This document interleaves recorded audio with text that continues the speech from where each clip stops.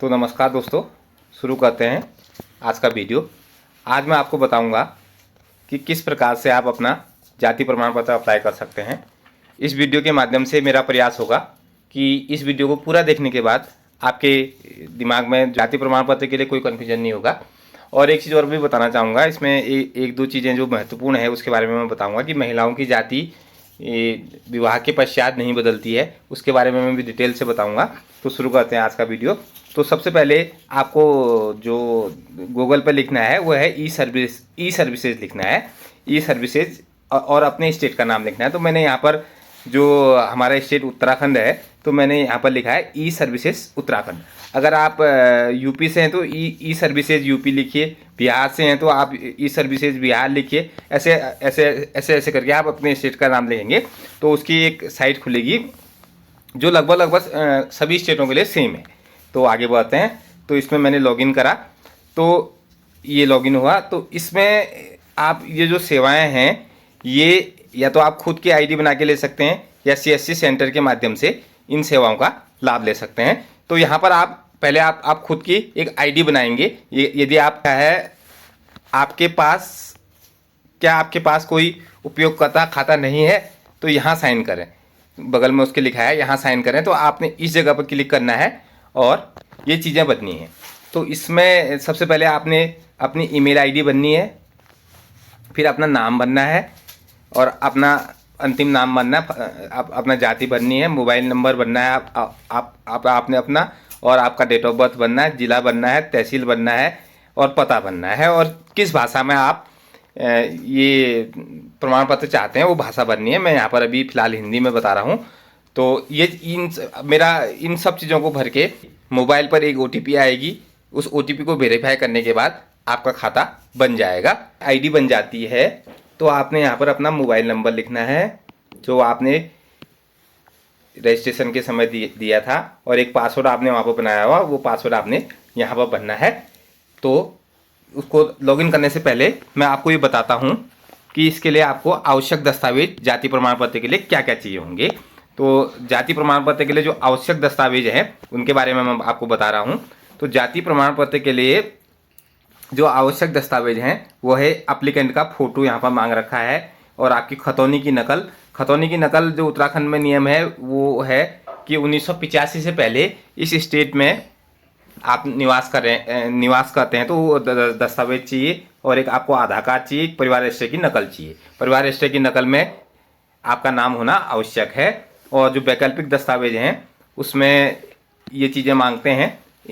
ये कोई ज़रूरी नहीं है कि ये सभी मांगें, लेकिन अगर आपके पास ऊपर कोई दस्तावेज कम है तो आप इन दस्तावेजों को भी देकर भी अपना जाति प्रमाण पत्र बनवा सकते हैं। जैसे आपके पास भूमि नहीं है तो आपका हाउस टैक्स होगा या नगर निगम का मूल्यांकन होगा, बिजली का बिल होगा, कहीं पर आप रह रहे होंगे। तो ये ऐसा मांग रहा है, ऐसा दस्तावेज मांग रहा है जो ये प्रूफ करे कि आप 1985 से पहले इस स्टेट में रह रहे थे। पानी का बिल होगा, बैंक पासबुक, गैस कनेक्शन, मतदाता पहचान पत्र, राशन कार्ड, परिवार के संबंध को मिलाने हेतु। इसमें एक चीज़ है किसी किसी स्टेट में कि जैसे हमारे उत्तराखंड में होता है, हमारे ज़िले में क्या करते हैं कि जैसे आपका जाति प्रमाण पत्र बनने के लिए तो एक दस्तावेज और भी मांगते हैं जिसमें फैमिली के किसी मेंबर का अगर पहले से जाति प्रमाण पत्र बना है और आपका भी वो आपके परिवार का हिस्सा है तो आपकी जाति भी वही होगी। और आपको एजुकेशन के दस्तावेज मांगेंगे, ये इसलिए मांगते हैं कि आपका नाम वगैरह मिलाने के लिए भी ये मांगते हैं। और जो ये सेवा है, इस सेवा का जो शुल्क है वो 30 रुपया है, और ये इसमें जो 15 दिन के भीतर आपको ये प्रमाण पत्र मिलेगा। अब ये प्रमाण पत्र सबसे पहले तहसीलदार महोदय के पास जाता है, फिर पटवारी जी के पास जाता है, फिर वहाँ से उनकी आख्या लग के तहसीलदार महोदय के पास आता है। उसके बाद ये प्रमाण पत्र आपकी आईडी पर दिखेगा। अब मैं आगे आपको बताऊंगा कि आप किस प्रकार लॉगिन करके अपने जाति प्रमाण पत्र को आवेदन कर सकते हैं। तो यहाँ पर लॉगिन पेज पर आपने आना है, और लॉगिन पेज पर यहाँ पर नागरिक सेवाएं जहाँ पर लिखा है ये मैंने आपको पहले बता चुका हूँ। तो यहाँ पर से आपने अपना यूज़र आईडी जो आपने वहाँ पर बनाई है और पासवर्ड यहाँ पर डालना है, और यहाँ पर नीचे जाके इसको साइन करे पर जाना है, इस जगह पर जाना है। तो आगे मैं ले चलता हूँ। तो लॉगिन करते ही आप इस पेज पर पहुंचते हैं तो यहाँ पर आपने क्लिक करना है नए, जो ये जगह है यहाँ पर लिखा है नए आवेदन के लिए अनुरोध करें। आपको कई डिपार्टमेंट दिखेंगे, जैसे इसमें राजस्व विभाग है, सेवा योजन विभाग है, कौशल विकास योजना है, पंचायती राज है, ऐसे करके कई डिपार्टमेंट हैं जो आपको यहाँ पर दिखेंगे। और इन सभी डिपार्टमेंट ये जो है ऑनलाइन है, इनकी सेवाएं आप जो हैं ई सर्विसेज के माध्यम से प्राप्त कर सकते हैं। बहुत सारी सेवाएं हैं, तो मैं धीरे धीरे करके आने वाले वीडियो में इनके बारे में आपको बताऊंगा। तो आपसे अनुरोध है कि आप वीडियो को सब्सक्राइब करके रखें। तो अब अभी हमने जाति प्रमाण पत्र बनाना है, तो हम राजस्व विभाग पर जाएंगे। राजस्व विभाग के अंदर पर भी कई सर्टिफिकेट हैं, जैसे अराइज है, निवेश लाइसेंस है, साहूकारी लाइसेंस है, स्टाम्प विक्रेता लाइसेंस है, जाति प्रमाण पत्र, जिस पर भी हम काम करने वाले हैं। इसके अलावा चरित्र प्रमाण पत्र, चरित्र सामान्य स्थायी निवास, ये प्रमाण पत्र हैं। ये लगभग एक ही है, इनकी प्रक्रिया सब जैसे मैंने आपको बताया है इसी प्रकार से आप ये सर्टिफिकेट बनाएंगे। डॉक्यूमेंट के लिए भी मैंने आपको पहले बता दिया था, डॉक्यूमेंट बाहर लगे हुए हैं, उसका डिटेल भी मैंने आपको बता दिया था। आप जैसे मैंने जाति प्रमाण पत्र का बनाया, माना आपको क्या कहते हैं स्थायी निवास प्रमाण पत्र बनाना है, तो आप स्थायी निवास प्रमाण पत्र के डॉक्यूमेंट देके बना सकते हैं। तो जाति प्रमाण पत्र हमने बनाना है तो हम जाति प्रमाण पत्र पर क्लिक करेंगे।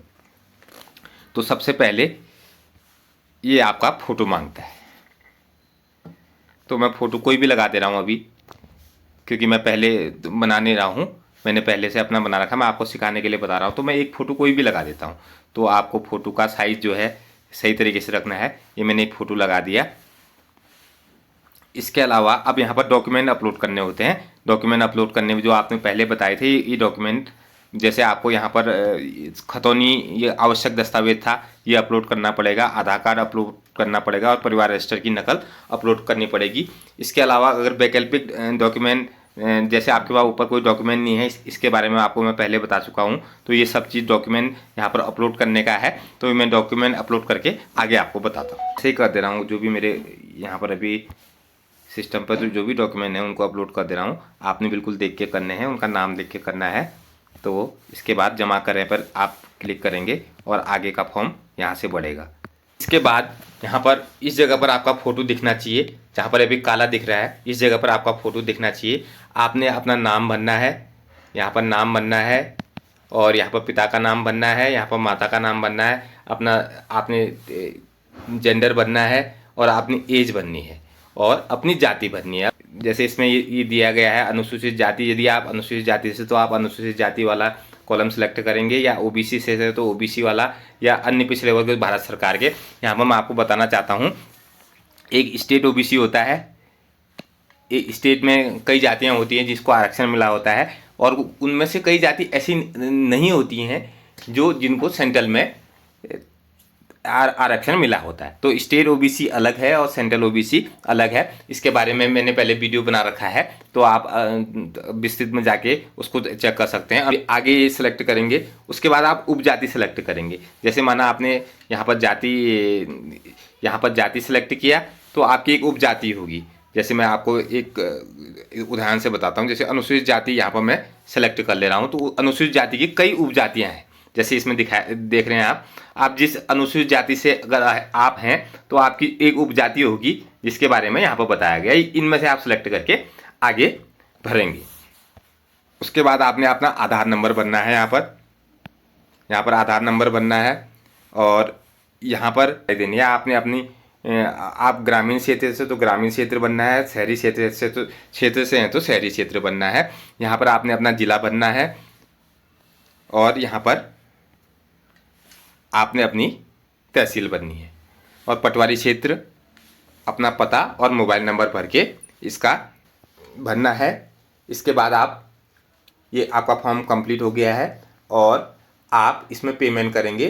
पेमेंट करने के बाद कुछ दिन बाद 15 दिन जो मैंने आपको पहले समय बताया था, 15 दिन के भीतर, 1 से 15 दिन के भीतर आपको प्रमाण पत्र बन के आएगा तो आपको जो प्रमाण पत्र है ये अप्रूव्ड इस एप्लीकेशन में दिखेगा, तो यहाँ पर से आप प्रमाण पत्र को डाउनलोड कर सकते हैं। जो मैं मेन मुद्दा जो मैं कह रहा था, महिलाओं की जाति, महिलाओं में महिला की जाति अप्लाई करने से पहले आपने एक चीज़ का ख्याल करना पड़ेगा कि जो इंडिया में जो जाति का नियम है वो जन्म से है। जिस जाति में आपका जन्म हुआ है, महिलाओं के लिए बता रहा हूँ, पुरुष के लिए भी सेम ही है, जिस जाति में आपका जन्म हुआ है वही जाति आपकी मानी जाती है।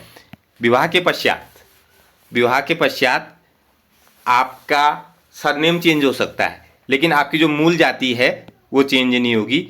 इसका आप ख्याल करेंगे। महिलाओं के केस में कई लोगों को कन्फ्यूजन रहता है कि विवाह के बाद उसका अगर जाति वो सामान्य जाति से है तो ओबीसी में अगर उसकी विवाह हुआ है तो कई लोगों को कन्फ्यूजन रहता है कि मेरी जाति अब ओबीसी होगी। ऐसा नहीं होता है।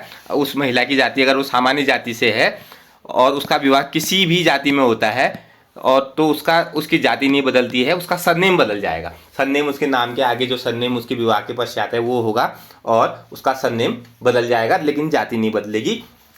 तो ये जानकारी थी। मेरा मानना है कि इस वीडियो के माध्यम से आपको सभी कन्फ्यूजन दूर हो गए होंगे। तो इसी प्रकार की वीडियो के लिए आप चैनल पर बने रहिए, वीडियो को लाइक कीजिए, सब्सक्राइब कीजिए। बहुत बहुत धन्यवाद आपका।